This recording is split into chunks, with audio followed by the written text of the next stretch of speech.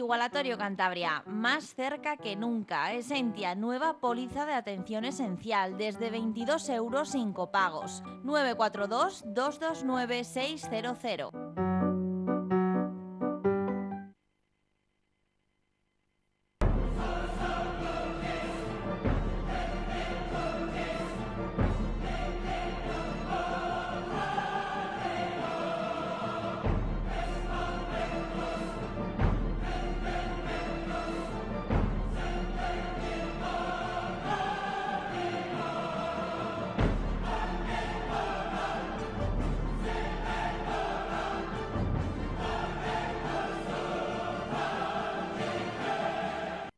Un saludo, bienvenidos a una edición más de Pulso Empresarial, aquí en su televisión regional, en Popular Televisión. Hoy estamos con el equipo al completo, don Aurelio Sastre, un saludo, don Aurelio. Un saludo y muy buenas tardes. Don Carlos Pajares, un saludo. Muy buenas. Y bienvenido. Bueno, pues tenemos que comenzar, decía un amigo, hablaréis en el próximo programa de las hipotecas.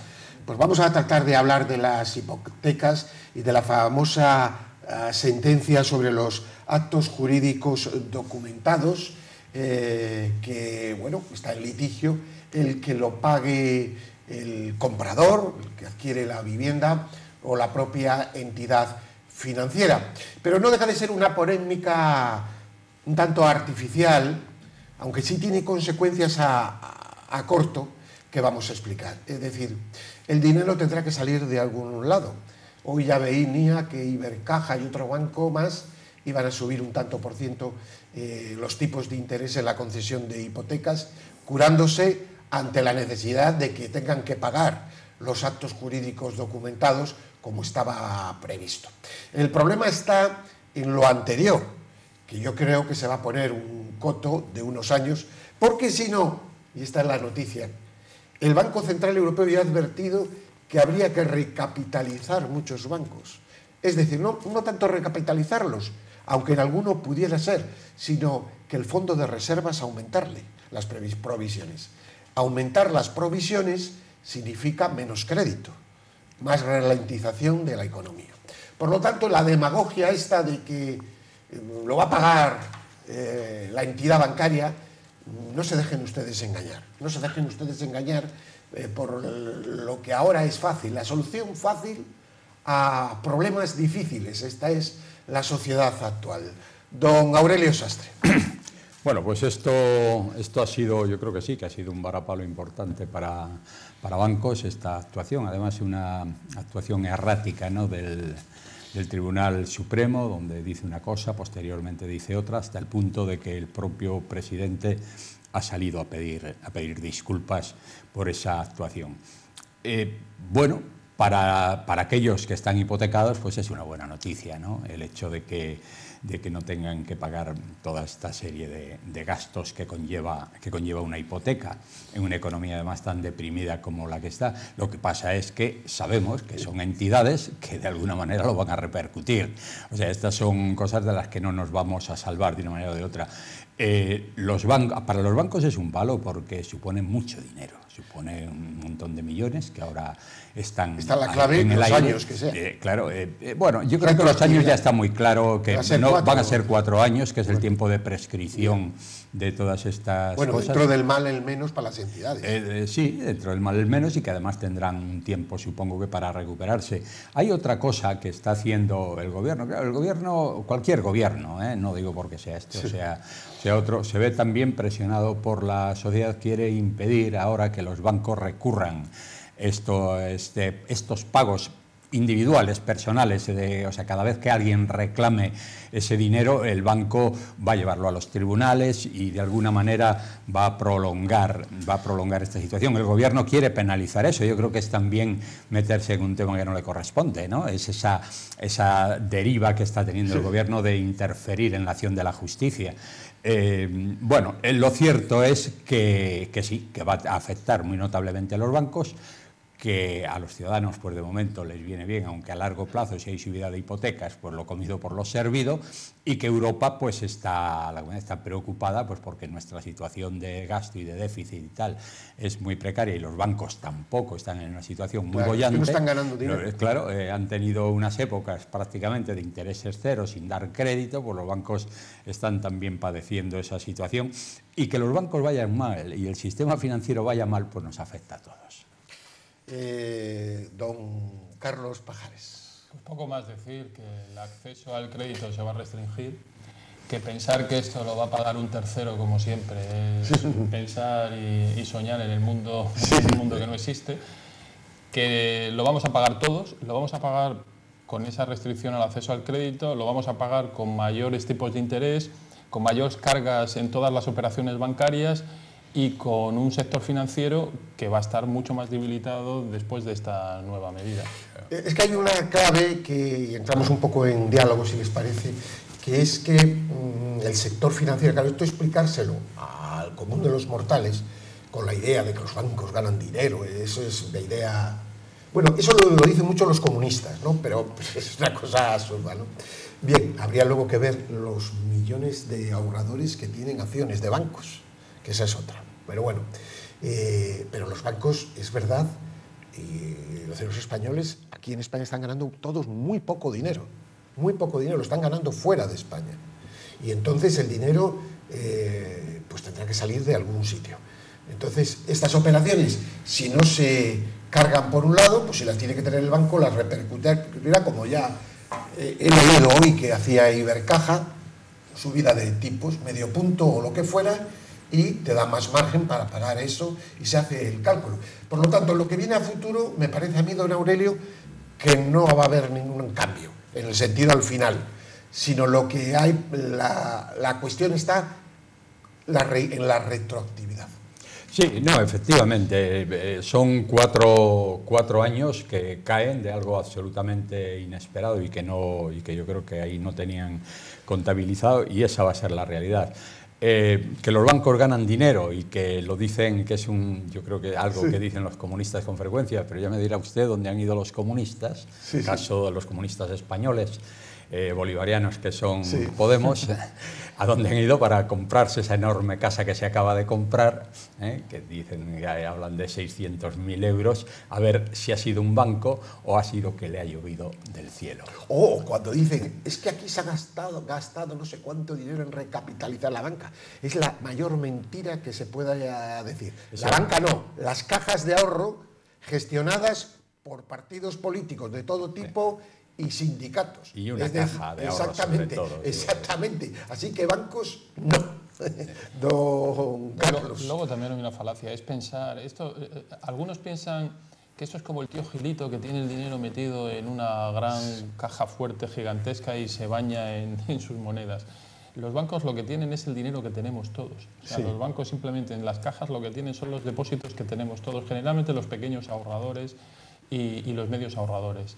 El dinero que van a sacar para pagar esa retroactividad de los 4 años por esta sentencia que todavía está un poco en albis, va a ser del dinero que tenemos depositados en los bancos, los pequeños ahorradores, porque no tienen más. Las grandes fortunas generalmente además tienen otros productos financieros, tienen otras opciones. A ellos son a los que precisamente no les va a afectar esta nueva sentencia que va a publicarse dentro del poco. Y hay una cuestión muy importante y que también es una derivada y que quisiera sacar en la mesa hoy de diálogo. Es concretamente pues, la incidencia que ha tenido en la bolsa.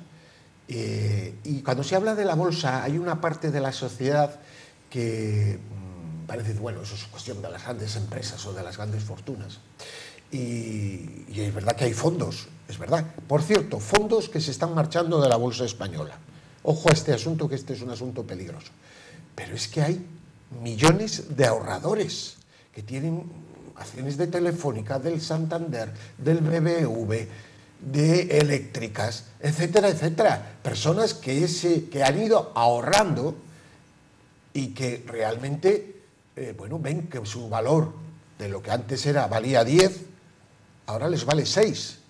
Luego, esto también tiene repercusiones. Es que la forma de manipular hoy a la sociedad es grande, pero sobre todo por la ignorancia tremenda de una parte de la población mal informada o manipulada, don Aurelio. Esto es así. Hoy la situación, estamos viendo, ¿no? La situación actual de la bolsa está afectando mucho yo diría, a grupos muy populares, económicos, sí, muy populares, porque efectivamente en la bolsa ya invierte todo el mundo. Todo sí, aquel que tenía un poco de dinero no le importaba sí, comprar, como se decía entonces, unas Matildes, que sí, eran las telefónicas, o entrar en la compañía eléctrica que les sonaba, en fin, cualquiera de ellas, y entonces se ha invertido mucho en bolsa. Periódicamente, Banco Santander, por ejemplo, si hablamos de, en general en España, pero en Cantabria, pues tenía, pero la gente año tras año iba recibiendo unos dividendos, que además hay que reconocer que don Emilio Botín pagaba muy bien los dividendos, muy superior a lo que hoy se está dando con Patricia, con la nueva presidenta, ¿no?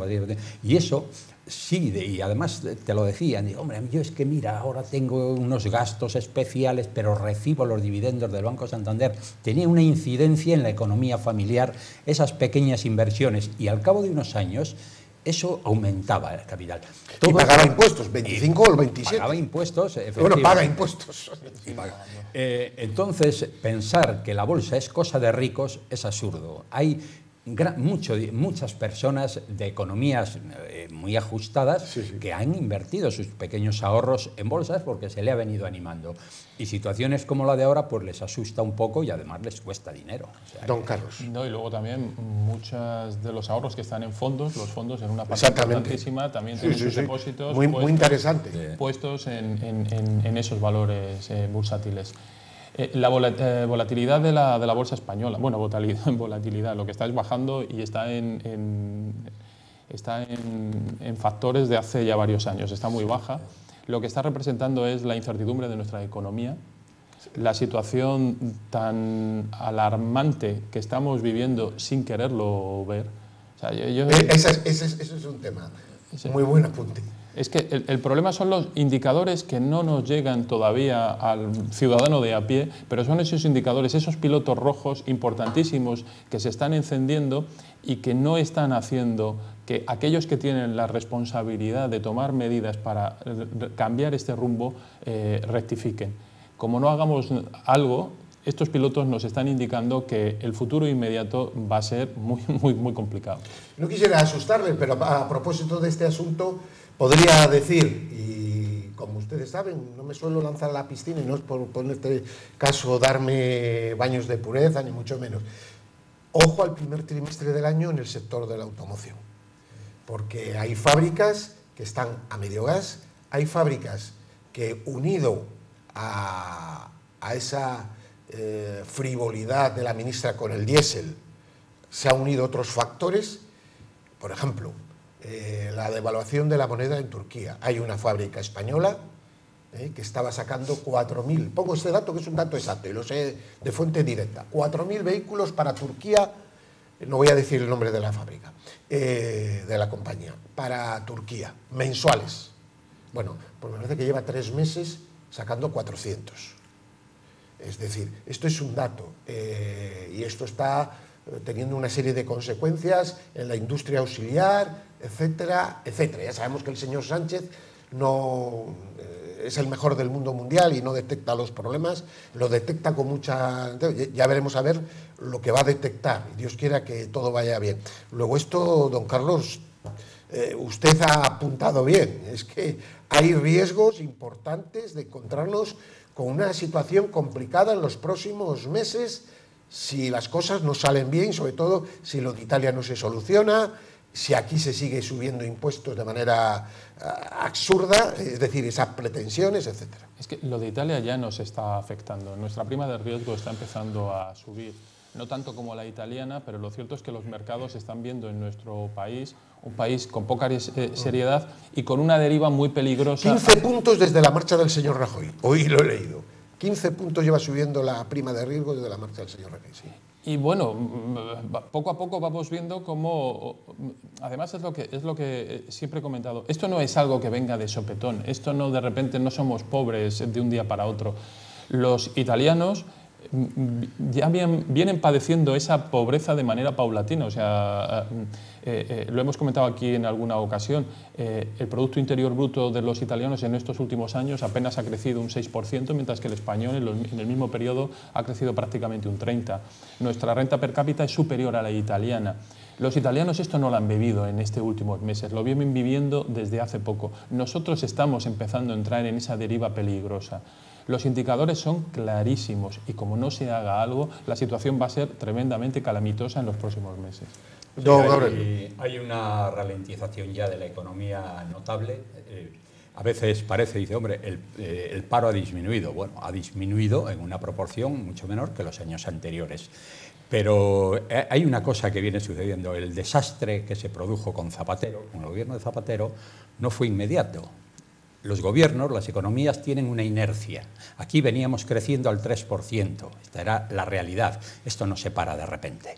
Pero ya empezaremos al 2,5, al 2, y se puede pasar los 2 años de la legislatura de Sánchez subiendo al 1,5 o 2, pero será a partir de ahí cuando viene el desastre, porque si no se están haciendo las cosas para que la economía siga creciendo, para que siga mejorando, como es el caso, y si la inestabilidad política es la que es en este momento, con un gobierno que está sustentado pues, por grupos que sabemos que no es España lo que les preocupa, pues esto va a ser un desastre, pero además en un periodo más corto que el anterior. Yo creo que España vive una situación de emergencia.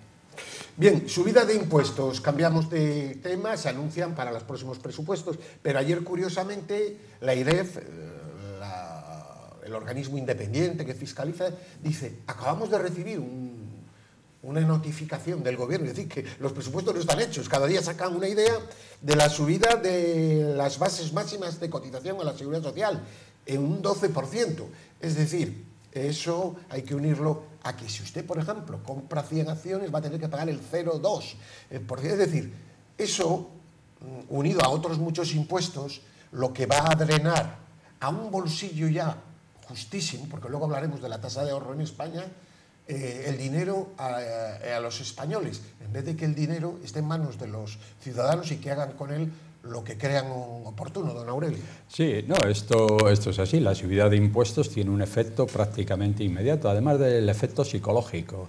Ahora, por ejemplo, la subida de la seguridad social.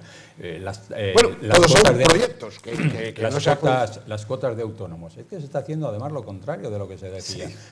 Usted escuchaba a estas fuerzas que apoyan al gobierno, sean los comunistas, sean los socialistas, siempre ponían como ejemplo, es que en Inglaterra un autónomo no paga, es voluntario, quiere pagar. En España tenemos que hacer lo mismo. Pues ahí tiene usted, un 50% quieren subir ya la tarifa plana, cuando está demostrado que ese ha sido una medida que ha tenido un efecto muy positivo, no solamente para generar nuevos empleos y que nuevos autónomos entren en este mercado, sino además que las empresas están sobreviviendo, pasan ese periodo de 2 años, donde un porcentaje altísimo, un 70, un 80% permanece a los 2 años. ¿Por qué? Pues porque su economía se lo está permitiendo, esa menor presión que tenía sobre cuotas y sobre impositiva, pues le permitía sobrevivir, y nos vamos a quedar que toda esta gente se va a asustar y va a haber del orden, se habla de 40, 50.000 posiblemente empleos menos que se van a dar con estas medidas. Don Carlos. No, además, en esa demagogia en la que vivimos, ya sabemos que el que tiene mucho y paga relativamente poco, proporcionalmente será poco, pero en valores absolutos es muchísimo.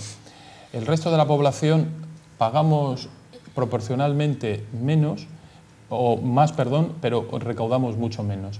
Con las deriva que está teniendo este gobierno, que además tiene que ajustar unos presupuestos que Europa ya le está diciendo que no encajan, tiene que sacar dinero de donde sea. Y la única manera, porque lo saben, la única manera de sacar dinero es sacárselo al bolsillo precisamente de las clases medias y más desfavorecidas.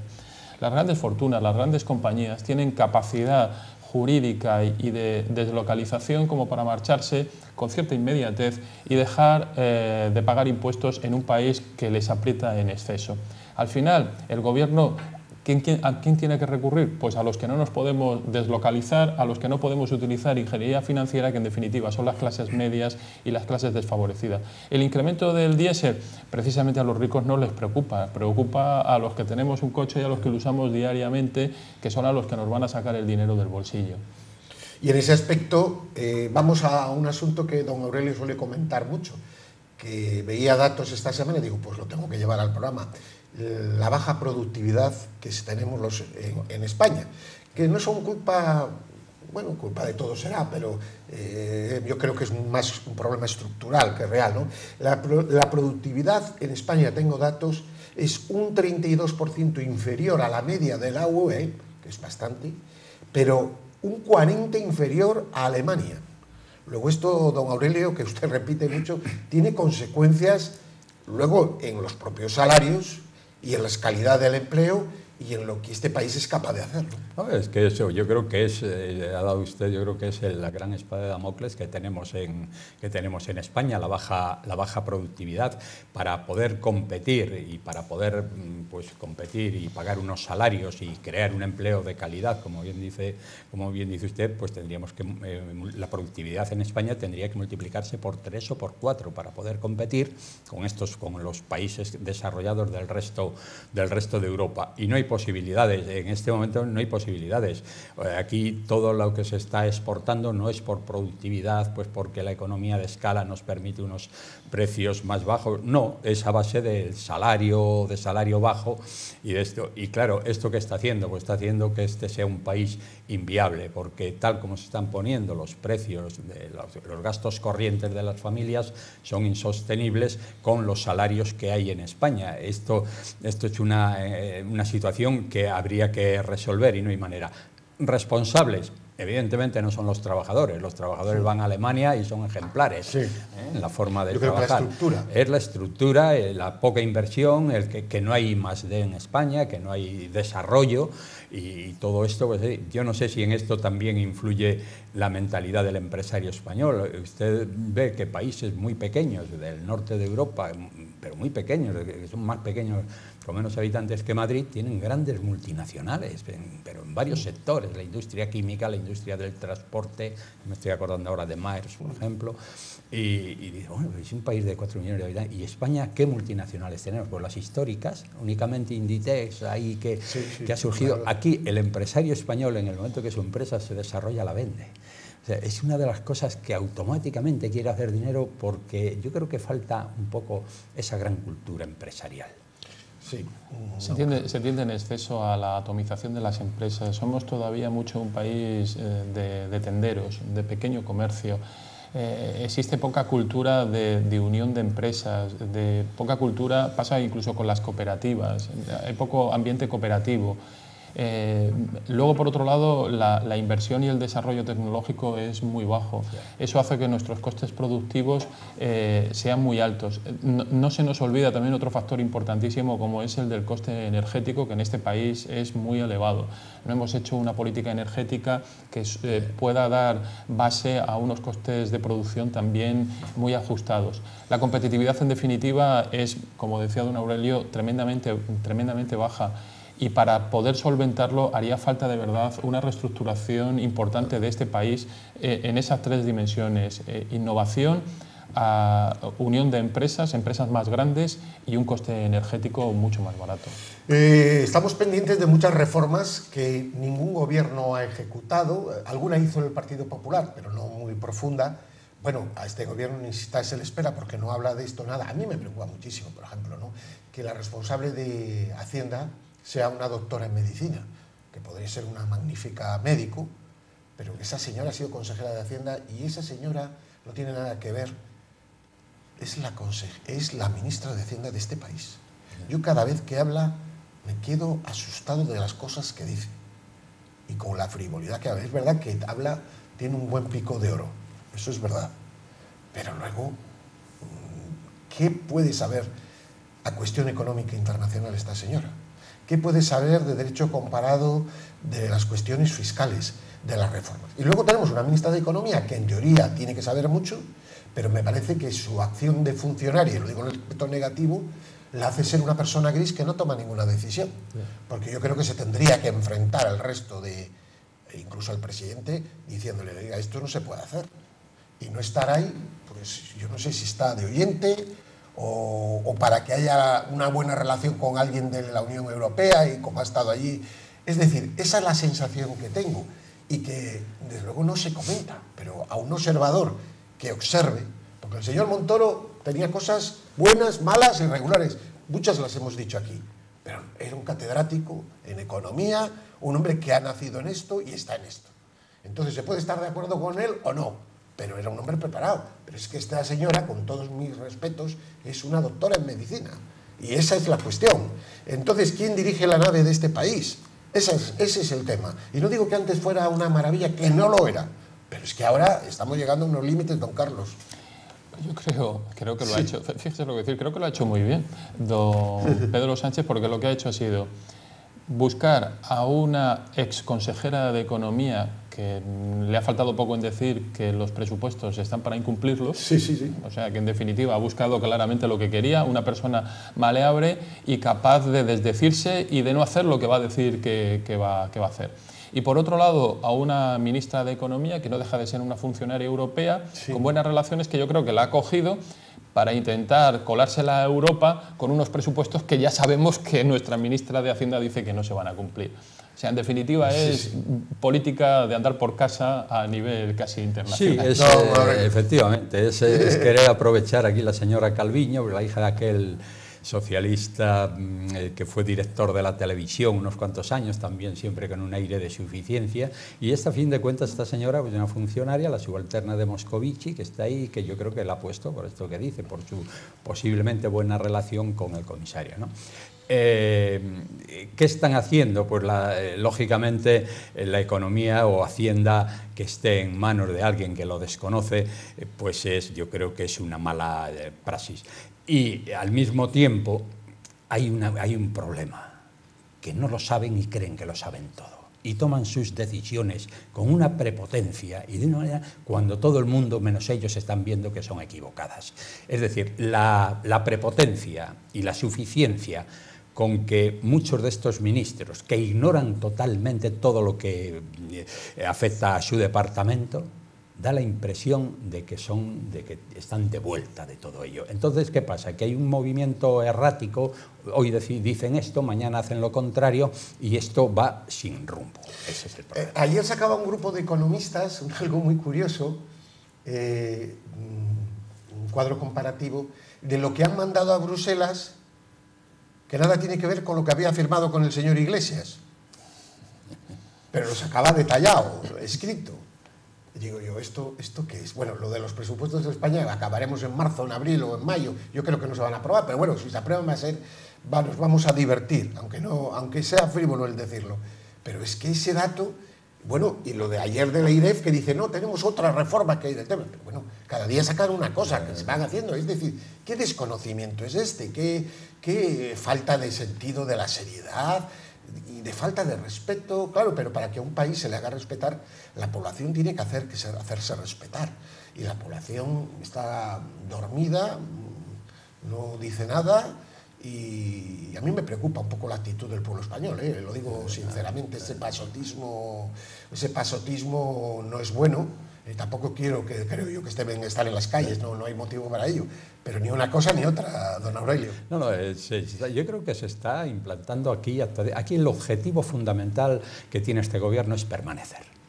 La marcha de España, bueno, vamos a ver qué hacemos, a ver cómo cae en la sociedad, con el único objetivo de ellos permanecer y prolongar. Presupuestos, no aprobarán estos, pero van a prorrogarlos los de Rajoy, seguramente que harán esto. Entonces esto yo creo que hay una bolivarización de España que va de manera creciente, que se va acelerando y que los españoles no nos estamos dando cuenta porque creemos que eso aquí no va a pasar. Ese es el grave problema. Pero ya vemos la actuación, por ejemplo, de los comunistas de Podemos.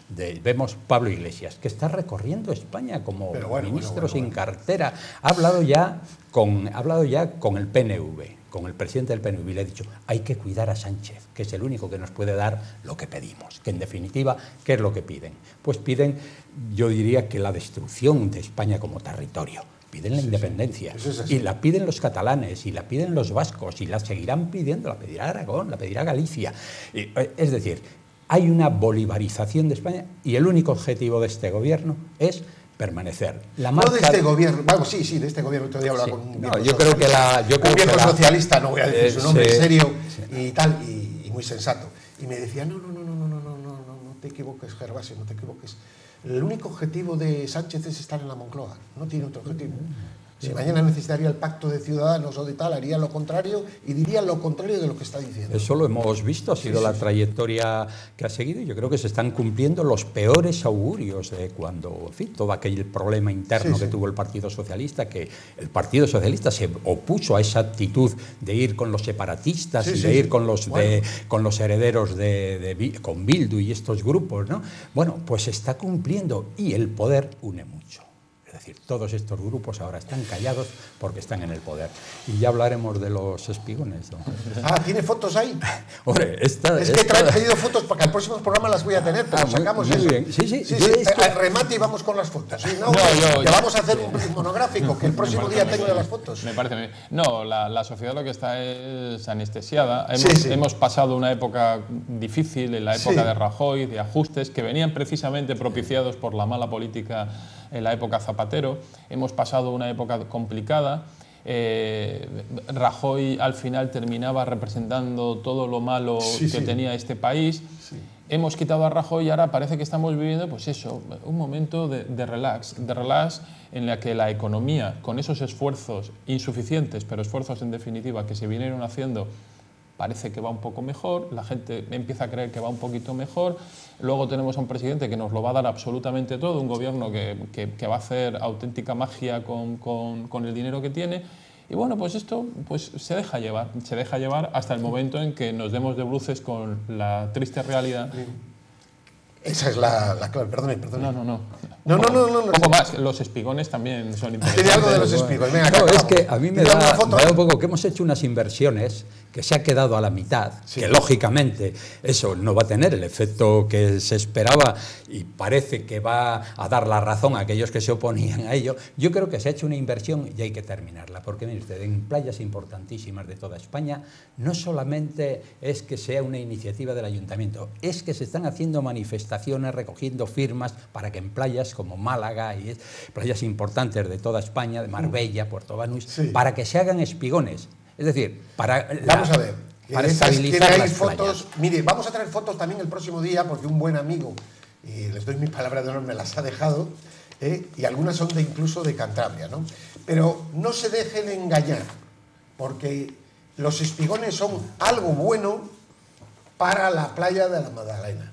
No se dejen engañar, se lo digo sinceramente. Ya está bien de engañar a la gente para hacer política. Saquen las fotos. Por ejemplo, este es muy bueno. Ciudadanos exige espigones y sistemas defensivos en las playas de Málaga para paliar los efectos de los temporales. Este es muy bueno, porque además es en Marbella. Málaga. Una plataforma vecinal pide que se recuperen los espigones transitables en Marbella. Bueno, aquí viene playa de Cara Moral. Claro, la foto, aquí se ve el espigón, es en blanco y negro, pero les voy a traer en color fotos el próximo día, y además alguna foto es impactante, es del puerto de Laredo. Los espigones, etcétera, que aquí nadie ha dicho nada, y de alguna zona más. Vamos a ver si vamos creando opinión, porque también los medios de comunicación estamos para esto, y vamos a ver si desenmascaramos caprichos personales. Y buscar el lado positivo. Si lo que iba a decir, que está claro que ante una medida como la que es un espigón y cualquier otra, encontrar la unanimidad de la población es imposible. Que va a haber gente que siempre va a estar en contra de una decisión tomada, de cualquier cosa que se haga. De cualquiera, me da lo mismo, de cualquier cosa. Va a ser casi imposible encontrar el 100% de unanimidad. Pero lo que sí es cierto es que esto me recuerda a un chiste de Forges en que se veía uno esperando un diputado hablar y le preguntaba al otro, ¿tú qué vas a decir? Dice, estoy esperando que hable él para decir lo contrario. Pues la sensación es esa, que da lo mismo lo que se haga, porque el que esté en la oposición va a querer justo lo contrario y va a intentar movilizar la opinión pública para pedir justo lo contrario que se ha hecho. Pues no tenemos tiempo. Don Aurelio Sastre, un saludo. Y muchísimas gracias. Don Carlos Pajares, un saludo y muchísimas gracias. Y a ustedes, que tengan una feliz semana. Paz y bien.